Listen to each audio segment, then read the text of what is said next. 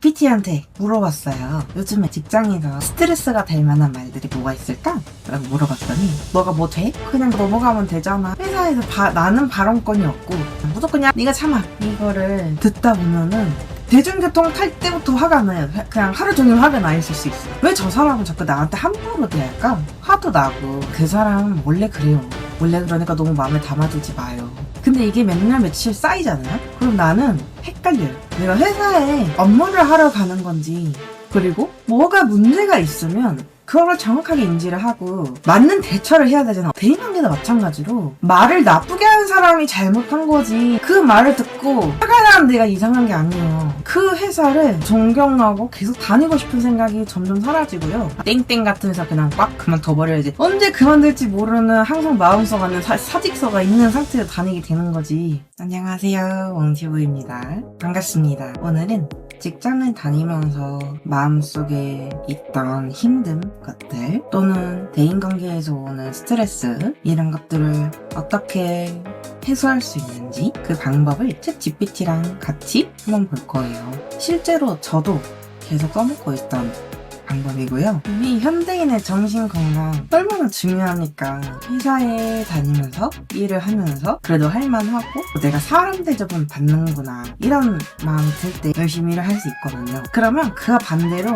발목 꽉 쥐고 진짜 하기 싫어 이런 생각을 불러일으키는 대인관계 요소에 대해서 이야기를 해보도록 하겠습니다. 직장 관계 스트레스로 인한 사람들에게 조금이나마 사이다가 되기를, 가려운 곳을 긁어줄 수 있기를 바랍니다. 직장에 다녔을 때 굉장히 힘들었던 요소 중에 하나가 뭐였냐면, 나에게 주어지는 업무들 있잖아요. 그거는 아무리 어려워도 시간이 지나고 익숙해지면 할만해. 근데 들어도 익숙해지지 않았던 게 바로 대인관계에서의 오는 갈등, 스트레스, 그다음에 아픈 말들, 그런 게 굉장히 힘들었었어요. GPT한테 물어봤어요. 요즘에 직장에서 스트레스가 될 만한 말들이 뭐가 있을까? 라고 물어봤더니 예전엔 다 그렇게 했어. 그거에 지금 적응 못하는 너가 이상한 거야.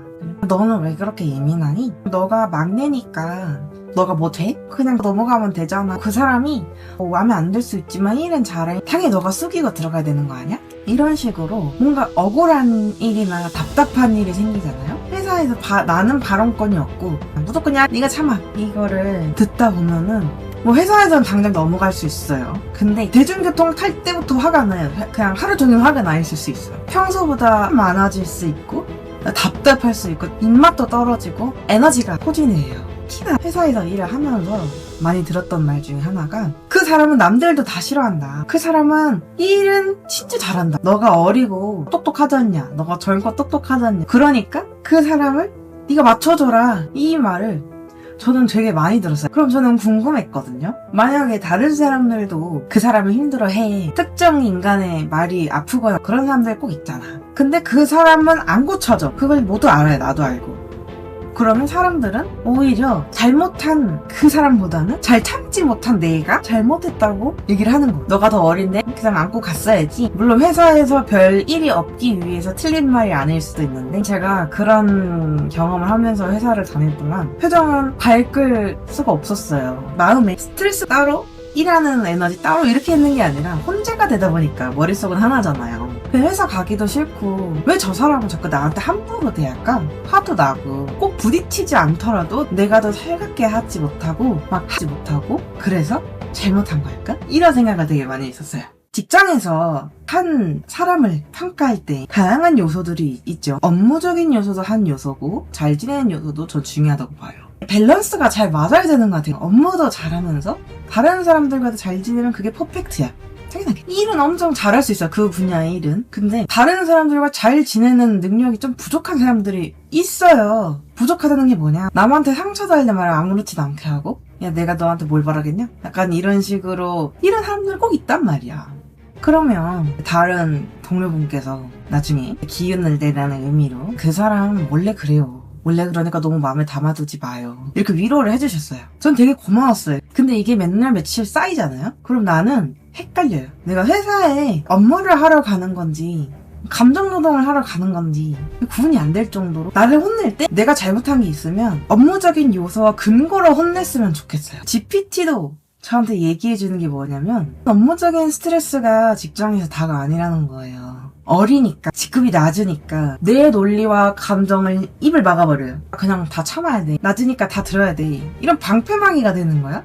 그러면 어떤 일이 생겼냐면 꼭 직장에서뿐만 아니라 네가 참아야지 이런 말 들으면 날 무시하는 건가? 다른 뭐 친구들이 가족이랑 얘기할 때도 평소라면 하지 않았을 생각들이 이제 직장에서 힘들게 있다가 오면 막 생각이 드는 거야. 그게 전 되게 답답했어요. 그리고 뭐가 문제가 있으면 시스템에서 고칠 게 있으면 그걸 정확하게 인지를 하고 맞는 대처를 해야 되잖아. 어떤 일이든 그렇잖아요. 대인관계도 마찬가지로 말을 나쁘게 하는 사람이 잘못한 거지 그 말을 듣고 화가 나는 내가 이상한 게 아니에요. 물론 이제 그걸 표현하는 거랑 화가 나는 거랑은 다른 거예요. 좀 좋지 않은 말을 들었을 때 무조건 참아야 한다라는 생각에 대해서 이 일을 제기가 된 거죠. 마음속에서. 이 회사는 뭐가 문제인지도 모른다. 이 사람은 자기가 뭘 잘못하고 있는지도 모른다. 자기가 하는 말과 행동이 다른 사람들에게 어떤 영향을 주는지를 전혀 고려하지 않고 그냥 자기가 하고 싶은 말만 한다. 이런 생각이 마음속에 들면요. 그 회사를 존경하고 계속 다니고 싶은 생각이 점점 사라지고요. 땡땡 같은 회사 그냥 꽉 그만둬버려야지. 언제 그만둘지 모르는 항상 마음속 안에 사직서가 있는 상태로 다니게 되는 거지.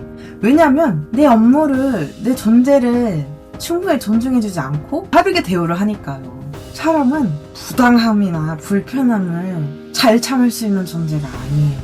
그건 마음에 켜켜이 쌓입니다. 그래서 GPT한테 물어봤어요. 직장에서 나를 속상하게 하는 말들이 있을 거 아니야. 제일 많이 듣는 말이 야 네가 참아라 했잖아. 내가 참으면 진짜 다 끝날까? 물어봤어요. GPT도 오히려 사라지지 않고 더 시작된대요. 참는 순간. 아까 제가 얘기했던 거 있잖아요. 상관없는 다른 사람들과 얘기해서도 막 이렇게 확 돌아가지고 날 무시하는 건가? 막 이렇게 들고 그 코엔틴 타란티노 감독의 바스타즈 영화에서 이런 비슷한 메시지가 나오거든요. 너도 날 약간 이런 느낌? 원래 제 안에 있던 감정이 아니라 자꾸 내가 틀렸구나, 내 반응이 잘못된 거구나, 나 무조건 참아야 되는구나, 이 억누름이 쌓이잖아요. 억눌림이 쌓이면 자기 비난으로 이어진대요. 왜? 분명히 인간은 옳고 그름을 따지는 걸 좋아해. 그냥 덮어두는 것보다 이게 뭐지? 이거 어떻게 해야 되는 거지? 해결하려고 하는 존재잖아요. 그러면 만약에 대인관계에서라면 누가 잘못을 했고 그 말을 한 당사자가 뭐 직급이 높고 어떻다는 이유로 무조건 밑에 사람들이 참고 숙이면 그것 또한 자기 비난으로 되돌아올 수가 있어요. 내 스스로가. 그래 내가 잘못된 걸 느끼는 게 잘못된 거지. 그래서 입 닫고 귀 닫고 아무것도 모르는 채로 살아야 되는 거지. 이런 식으로 화가 많아져. 공감되지 않나요?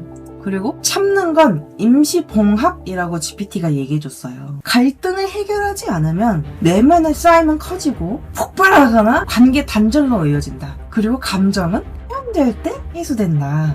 내가 어땠고 뭔가를 느꼈어 라는 것은 내 바운더리이자 내 인지를 하는 거예요. 내가 어떤 것에 상처받았고 어떻게 풀었는지 자기 인지를 하고 해결을 할 수가 있는 첫 걸음인데 이게 막힌 채로 9시부터 6시까지 회사에서 주 5일을 있는다고 생각해보세요. 같은 부서 안에 있다고 생각을 해봐. 그럼 나는 나한테 상처 준 사람을 계속 옆에 보고 있어야 되는 거야. 그게 얼마나 스트레스예요. 그쵸? 이 스트레스를 참으면 안 된다는 건 충분히 강조를 한 것 같고 어떻게 해결해야 되느냐라고 했을 때 이게 정말 어렵죠. 처세술이죠. 크게 두 가지 방법이 있어요. 정말 말이 안 통하는 상대면 이직하는 수밖에 없어. 바뀌지도 않고 비전도 없고 내가 굳이 희생할 필요도 없다고 느껴지면은 준비해서 이직이 답이고요. 두 번째는 내가 그 감정을 그래도 좀 견딜만 하다, 너무 극단적이지는 않다라고 생각이 들면 푸는 연습을 해야 돼요. 그래야 회사를 건강하게 다닐 수 있어. 스트레스는 정말 만병의 근원이고 돈 벌어봤자 엄청 속상하고 마음도 안 좋고 그렇게만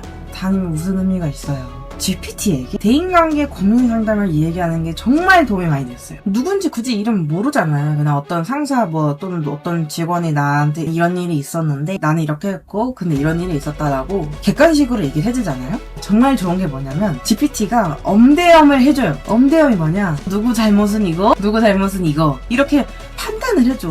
그리고 우리는 친구들 또는 연인 또는 가족한테 고민 상담을 할 때 사실 마음 깊은 곳에는 어느 정도의 공감을 바라는 게 있어. 내 마음을 알아줘. 내가 얼마나 힘들어서 이렇게 얘기했는지 좀 들어줘. 이게 마음 깊이 깔려있단 말이에요. 근데 내 이야기 제대로 들어주지도 않고 힘들겠네 이렇게 하는 것도 별로 위로 안 되고 또 너무 네가 잘못한 거잖아 이런 식으로 나와도 또 별로 참 어려워 인간이라는 존재는. 그럼 제가 어떻게 했냐? 저는 GPT한테 얘기를 해요.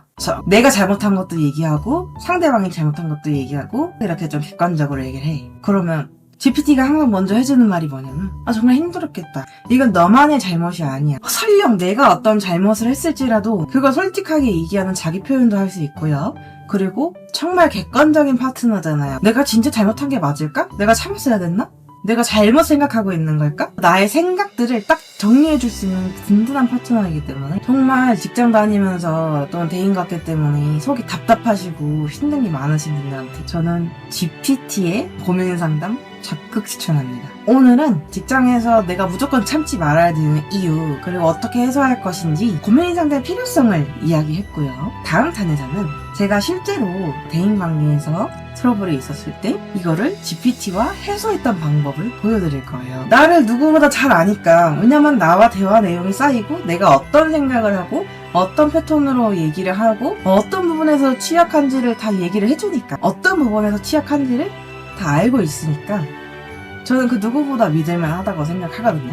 과학적이잖아요. 이번 편에서 맞아 힘든 것 같아 느끼셨다면 다음번 영상 GPT와 고민상담 제대로 해보기 이 영상도 봐주시면 감사하겠습니다.